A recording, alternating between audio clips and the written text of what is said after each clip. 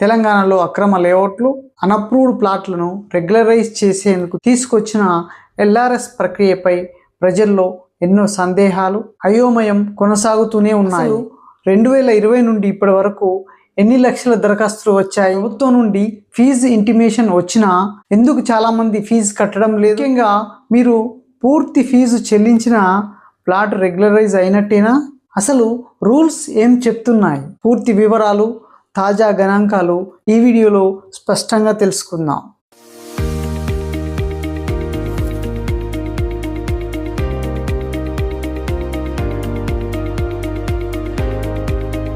రెండు 2020లో నాటి ప్రభుత్వం ఎల్ఆర్ఎస్ పథకాన్ని ప్రారంభించినప్పుడు రాష్ట్ర వ్యాప్తంగా దాదాపు 25,70,000 దరఖాస్తులు వచ్చాయి. భవిష్యత్తులో రిజిస్ట్రేషన్లు, నిర్మాణ అనుమతుల్లో జాప్యం ఉండకూడదని ప్రజలు భారీగా దరఖాస్తు చేసుకున్నారు. కాంగ్రెస్ ప్రభుత్వం వచ్చిన తర్వాత ఈ ప్రక్రియను వేగవంతం చేస్తూ అర్హులైన వారికి ఫీజు ఇంటిమేషన్ లెటర్ పంపడం ప్రారంభించింది.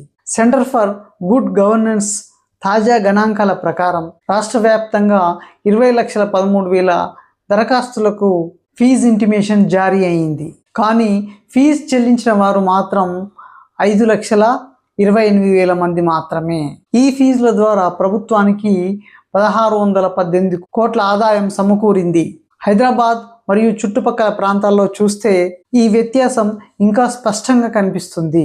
హెచ్ఎండిఏ పరిధిలో మొత్తం దరఖాస్తులు 2,68,177. ఫీజు ఇంటిమేషన్ అందినవి 1,98,991. కానీ ఫీజు చెల్లించింది కేవలం 86,125 మంది మాత్రమే. ఫీజు చెల్లించిన తర్వాత ఫైనల్ అప్రూవల్స్ పొందినవి 18,212 మాత్రమే. అంటే ఫీజు ఇంటిమేషన్ లెటర్ ఇచ్చిన తర్వాత ఇంటిమేషన్ వచ్చినప్పటికీ సగానికి పైగా దరఖాస్తుదారులు ఫీజు చెల్లించడానికి ఎందుకు వెనకంజ వేస్తున్నారు?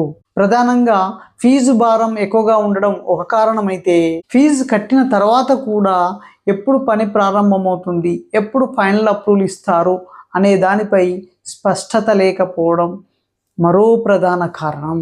ఇక్కడ ప్లాట్ యజమానులు తెలుసుకోవాల్సిన అత్యంత కీలకమైన విషయం ఏమిటంటే, ఫీజు చెల్లించగానే ఎల్ఆర్ఎస్ ప్రక్రియ పూర్తయినట్టు కాదు.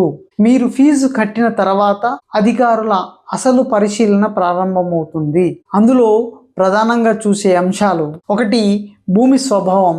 అసలు స్థలం ప్రభుత్వ భూమా, అసైన్డ్ భూమా లేదా ప్రైవేటు పట్టా భూమా అనే విషయం చూస్తారు. ప్రైవేటు పట్టా భూమిలో వేసిన లేఅవుట్లకు మాత్రమే ఈ ఫైనల్ అప్రూవల్ ఇస్తారు. నెంబర్ 2 వచ్చేసి లేఅవుట్ నిబంధనలు చూస్తారు. సరైన రోడ్లో వెడల్పు ఉందా లేదా చూస్తారు. అంటే ఎనీ రోడ్ మినిమం వచ్చేసి 30 feet ఉండాలి. కొన్ని అనాథరైజ్డ్ లేఅవుట్లలో, అప్రూవ్డ్ లేని లేఅవుట్లలో 25 feet రోడ్స్ ఉంటాయి, 20 feet రోడ్స్ ఉంటాయి. సో వీటిని ఇలా ఉన్న వాటికి ప్లాట్ కట్ చేసి ఇస్తారు.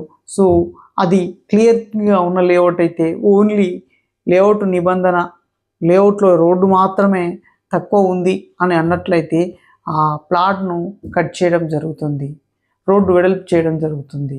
కావలసిన సైజు మినిమం 30 feetలకు తీసుకురావడం జరుగుతుంది. ఇంకా ఓపెన్ స్పేస్ వదిలేరా అనేది చూస్తారు.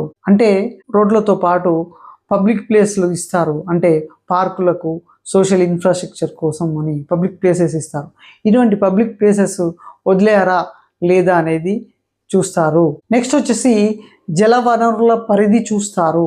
ఆ ప్లాటు ఎఫ్టీఎల్లో ఉందా, బఫర్ జోన్లో ఉందా, చెరువు లేదా నాలాల పరిధిలోకి వస్తుందా. నెక్స్ట్ వచ్చేసి కోర్టు వివాదాలు. ఆ సర్వే నెంబర్పై కోర్టు స్టేలు, వివాదాలు ఏమైనా ఉన్నాయా చెక్ చేస్తారు. లేదంటే ప్రొహిబిటెడ్ లిస్టులో ఉందా, నిషేధిత జాబితా 22A నిషేధిత జాబితాలో ఉందా అనేది చూస్తారు. ఈ అంశాలన్నింటినీ సమగ్రంగా పరిశీలించిన తర్వాతే తుది ఆమోదం ఇస్తారు. అందుకే ఎల్ఆర్ఎస్ ఫీజు రసీదుపై కూడా ఈ రసీదు క్రమబద్ధీకరణకు తుది హక్కు కల్పించదు అని స్పష్టంగా పేర్కొంటున్నారు. కాబట్టి ఎల్ఆర్ఎస్ దరఖాస్తుదారులు మీ ప్లాట్ డాక్యుమెంట్లు, మాస్టర్ ప్లాన్ పరిమితులను సరిచూసుకొని ముందడుగు వేయడం మంచిది. మీ ప్లాట్ ఎల్ఆర్ఎస్ స్టేటస్పై మీ అభిప్రాయాన్ని కామెంట్లో తెలియజేయండి, లేదా మీకు ఎదురవుతున్న సమస్యలను కామెంట్లో పంచుకోండి.